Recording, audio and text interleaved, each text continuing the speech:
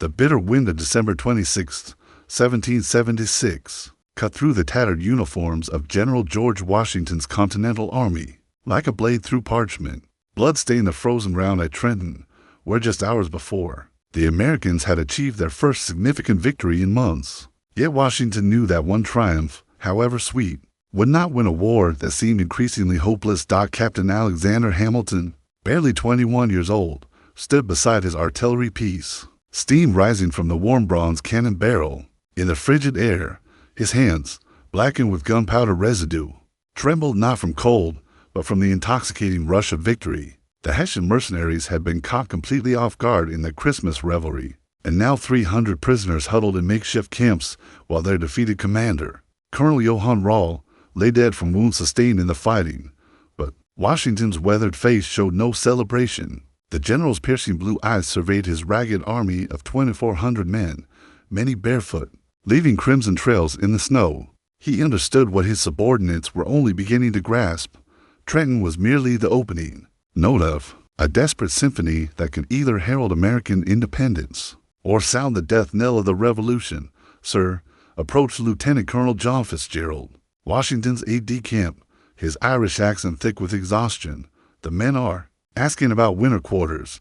They believe we'll cross back into Pennsylvania now." Washington turned toward the Delaware River, its dark waters reflecting the pale winter sun. Behind him lay the relative safety of Pennsylvania, where his army could rest and regroup. Ahead stretched New Jersey, crawling with British forces under General William Howe and his capable subordinate, Lord Charles Cornwallis. Logic dictated retreat. Survival demanded it.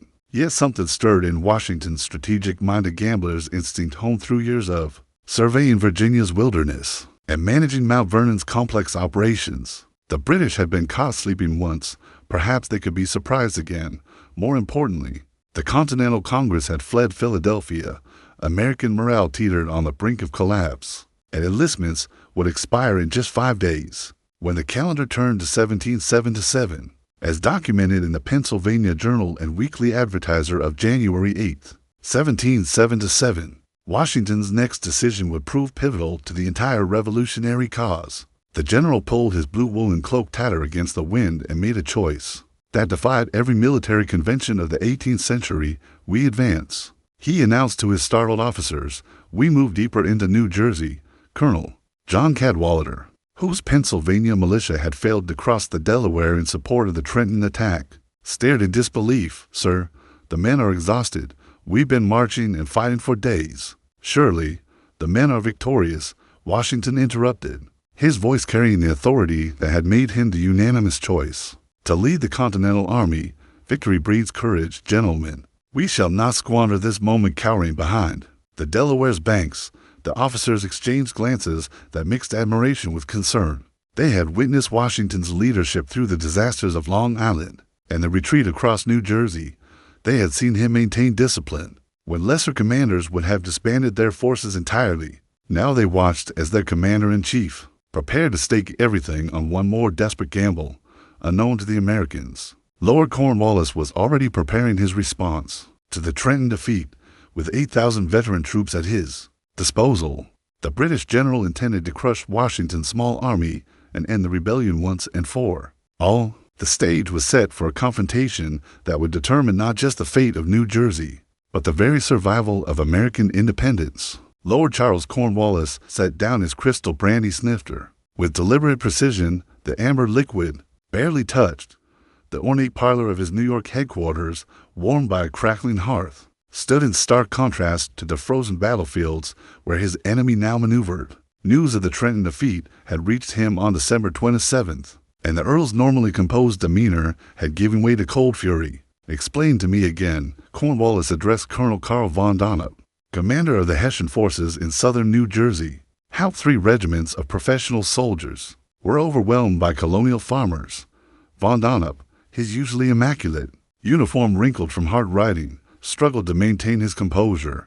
"My lord, Colonel Rall believed the Americans incapable of offensive operations in winter." The Christmas celebrations, Cornwallis interrupted, his aristocratic voice dripping with disdain, "have cost us more than 300 men and the complete confidence of our Hessian allies.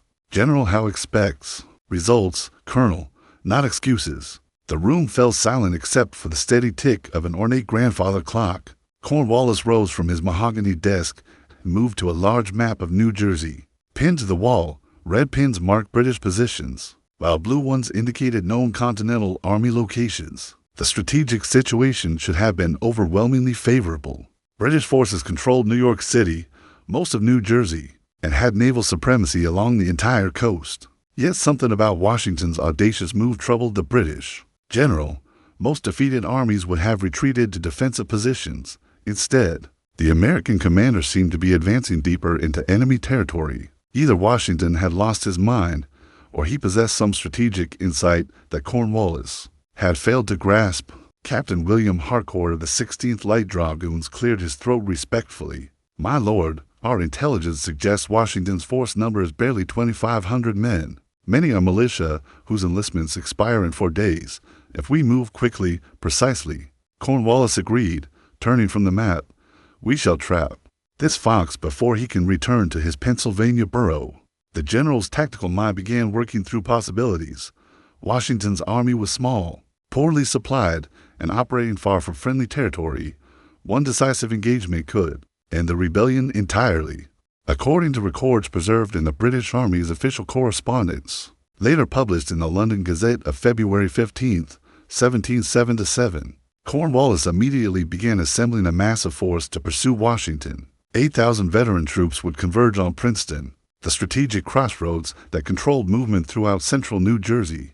The plan was elegant in its simplicity. General James Grant would advance from New Brunswick with 4,000 men, while Cornwallis himself would lead another 4,000 from Princeton toward Trenton. Washington's small army would be caught between the superior forces with no escape route, except across the ice-choked Delaware River.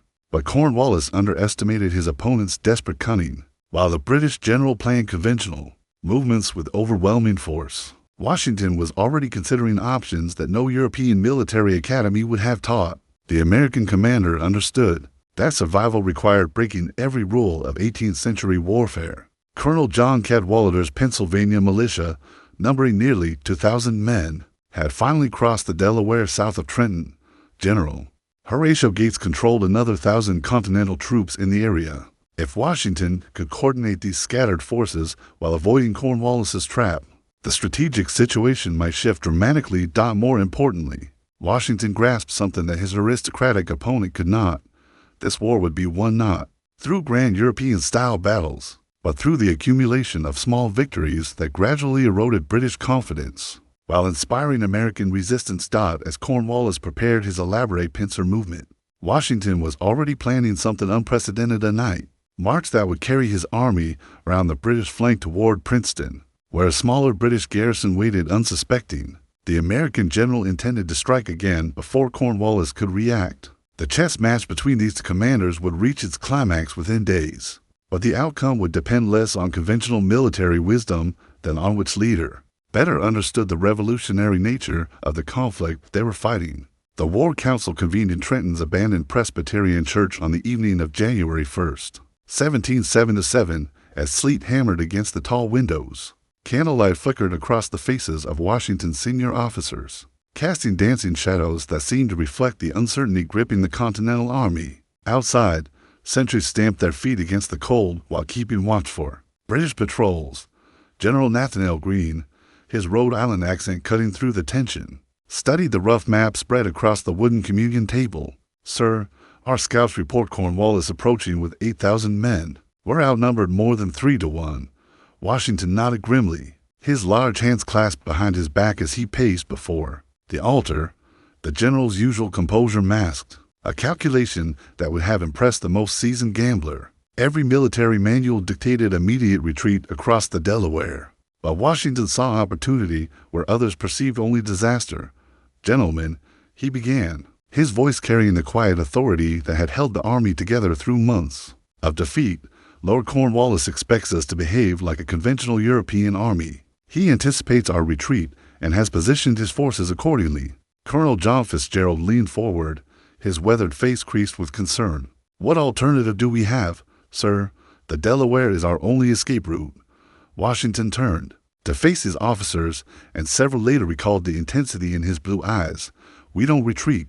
Gentlemen, we advance." The silence that followed was broken only by the wind rattling the church's wooden shutters. Captain Alexander Hamilton, commanding the New York Artillery Company, was the first to speak. "Sir, advance where? Cornwallis controls every road." Washington moved to the map and pointed to a small town northeast of Trenton, Princeton. "Lieutenant Colonel Charles Mahood commands 3 regiments. There are perhaps 1,200 men. Wow. Cornwallis marches toward us, expecting a defensive battle. We circle around his flank and strike Princeton." The audacity of the plan left his officers momentarily speechless. General Hugh Mercer, a Scottish-born physician turned soldier, stroked his graying beard thoughtfully. "It's brilliant, George, but the risks of retreat are greater." Washington interrupted. "Our enlistments expire tonight. Half the army will disappear by dawn unless we give them reason to stay. One more victory. Gentlemen, one more proof that we can defeat the British that we might salvage this cause." As recorded in the memoirs of General William Alexander, Lord Stirling, published posthumously in 1794, the discussion that followed revealed Washington's extraordinary strategic insight. The American commander had grasped something that eluded his professionally trained opponents. This war would be decided not by European rules of engagement, but by whoever better understood the revolutionary nature of the conflict.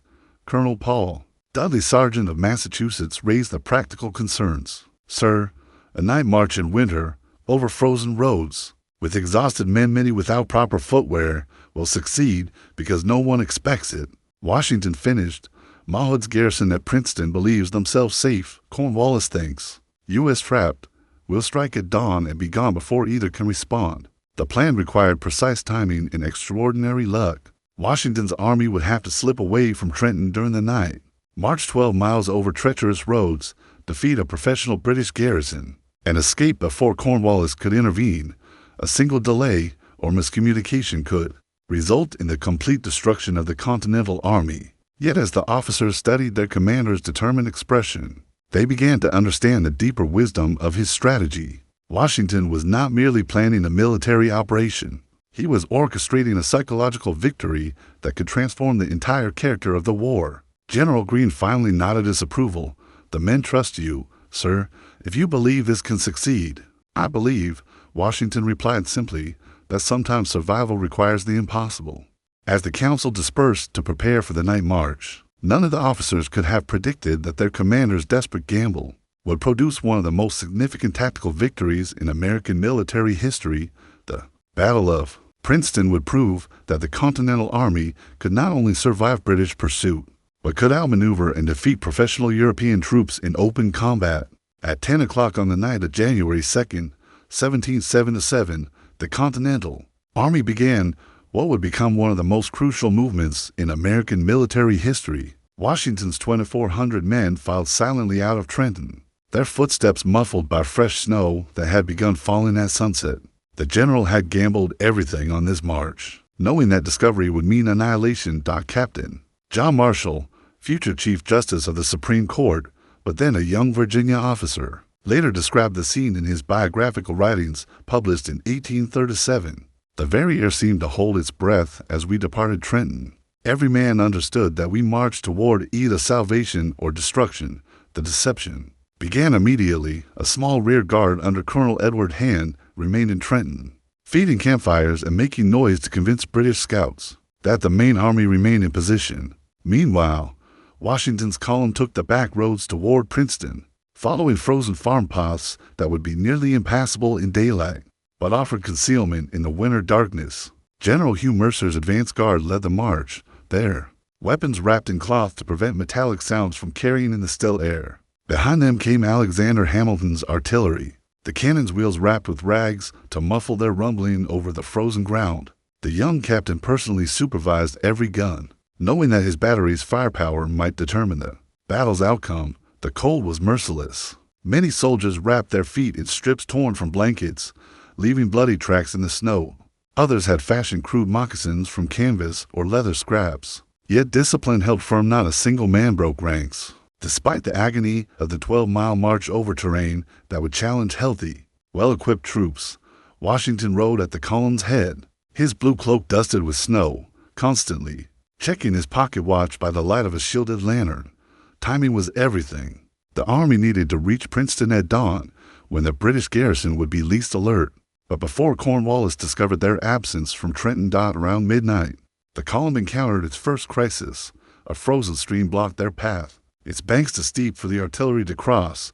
While precious minutes ticked away, Continental soldiers waded into the icy water, using their bodies as human bridges to maneuver the cannons across. Several men collapsed from exposure, but were quickly carried along by their comrades. Lieutenant Colonel John Fitzgerald, riding beside Washington, expressed the concerns that troubled every officer. "Sir, if Cornwallis discovers our movement before we reach Princeton," Washington's response, recorded in Fitzgerald's journal, revealed the iron determination that sustained the American cause through its darkest hours. "Then we shall die as free men rather than live as subjects. The choice is no longer ours to make. We are committed."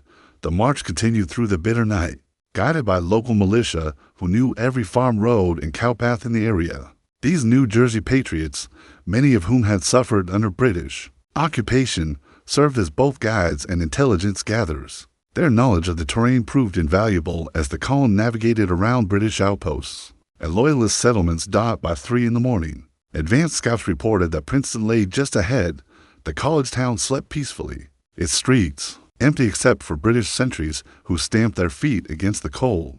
While dreaming of warm barracks, Lieutenant Colonel Charles Mawhood's 3 regiments, the 17th, 40th, and 55th Foot, had no idea that 2,400 Continental soldiers were approaching through the darkness. Washington called a brief halt to rest his exhausted men and review the attack plan one final time. The Army would divide into 2 columns.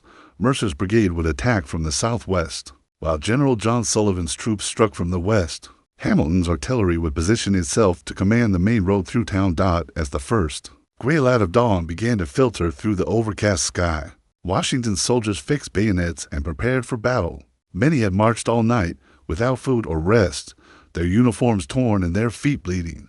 Yet their eyes held a fierce determination that no European military manual could have explained. The Continental Army had reached Princeton undetected. In less than an hour, they would prove that American soldiers could outfight professional British troops when properly led and motivated. The Battle of Princeton was about to begin. Dawn broke cold and gray over Princeton on January 3rd, 1777. As the first Continental soldiers emerged from the wooded hills surrounding the college town, the British garrison, comfortable in their winter quarters, had posted only routine sentries who expected nothing more threatening than farmers bringing supplies to market. Lieutenant Colonel Charles Mawhood, commander of the British forces, was preparing to march south with 2 regiments to reinforce Cornwallis at Trenton, when his orderly burst into his headquarters. "Sir, American troops approaching from the southwest." Mawhood, a veteran of European campaigns, initially dismissed the report as another false alarm. Surely Washington's battered army remained trapped at Trenton, awaiting Cornwallis's crushing blow, but the growing sound of musket fire from his outposts quickly convinced him otherwise. General Hugh Mercer's Virginia Brigade struck first, advancing through the frost-covered fields south of Princeton with practiced precision. These were veteran Continental soldiers, survivors of the campaigns that had driven them from New York through New Jersey.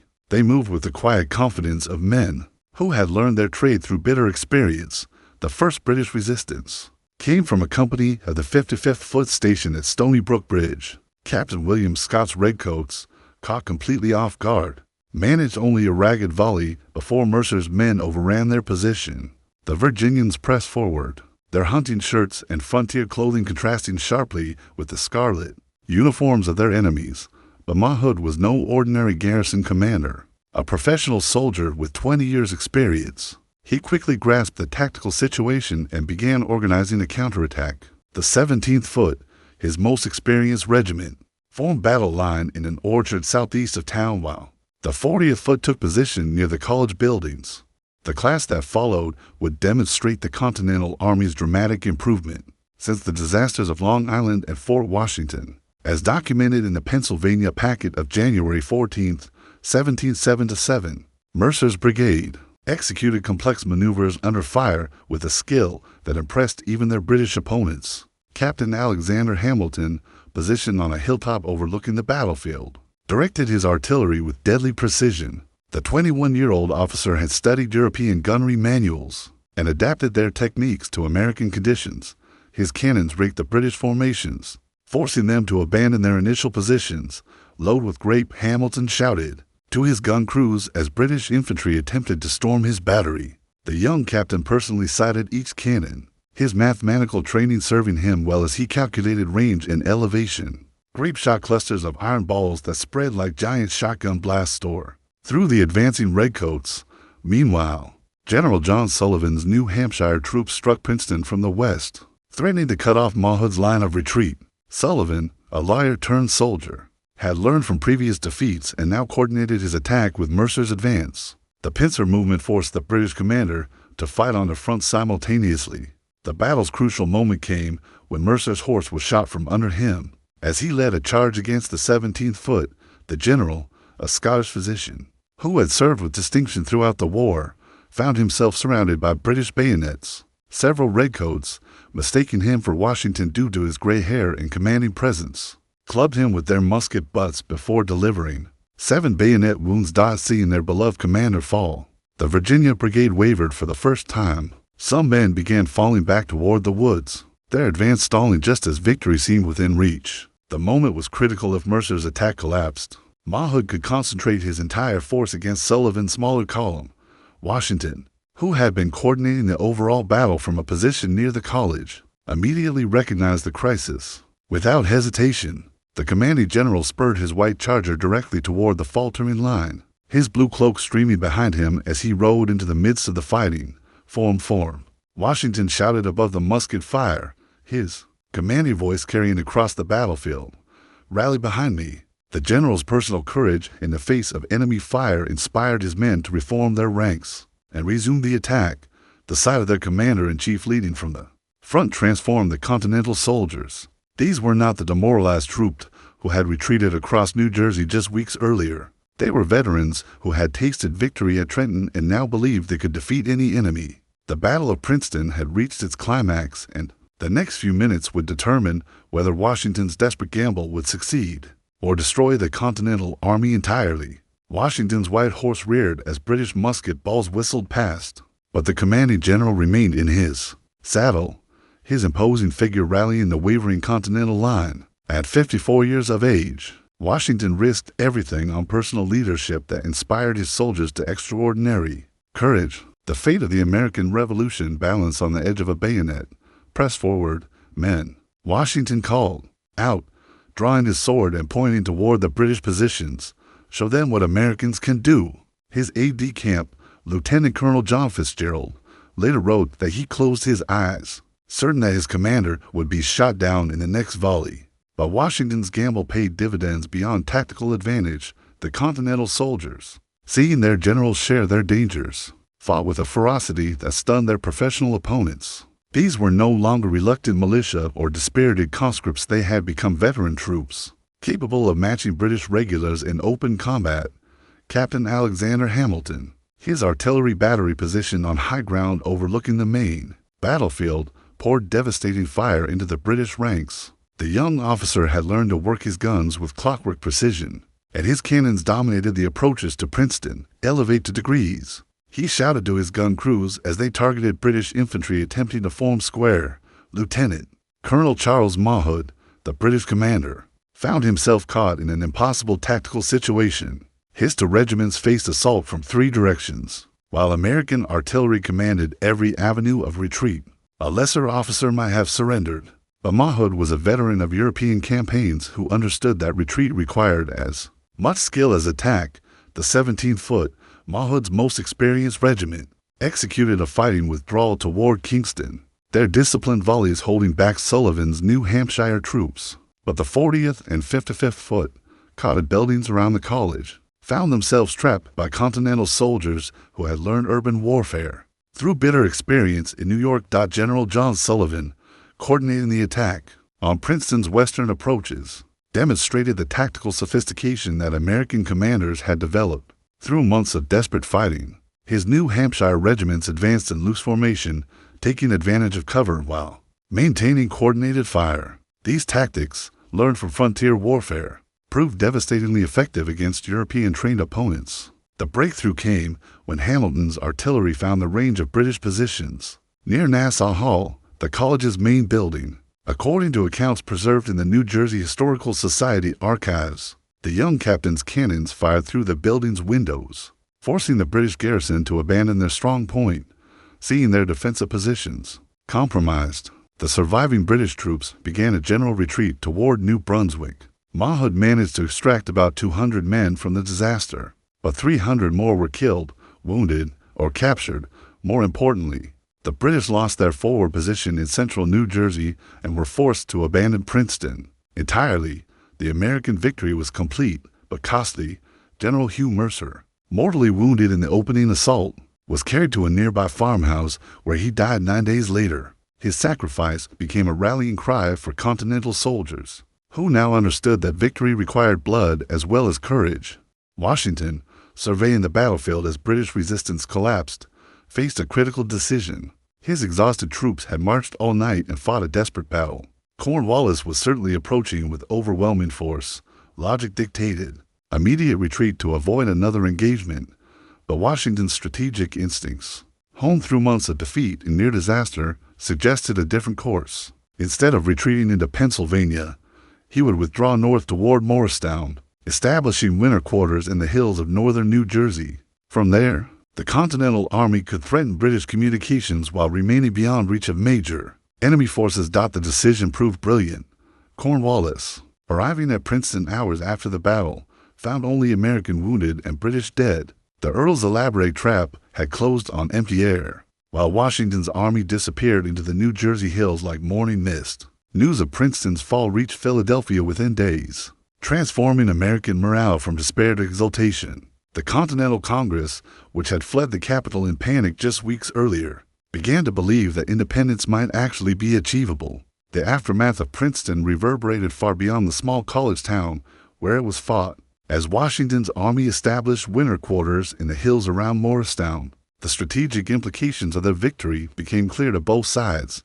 In less than 10 days, the Continental Army had transformed from a beaten force retreating across New Jersey into a dangerous opponent capable of outmaneuvering and defeating professional British troops.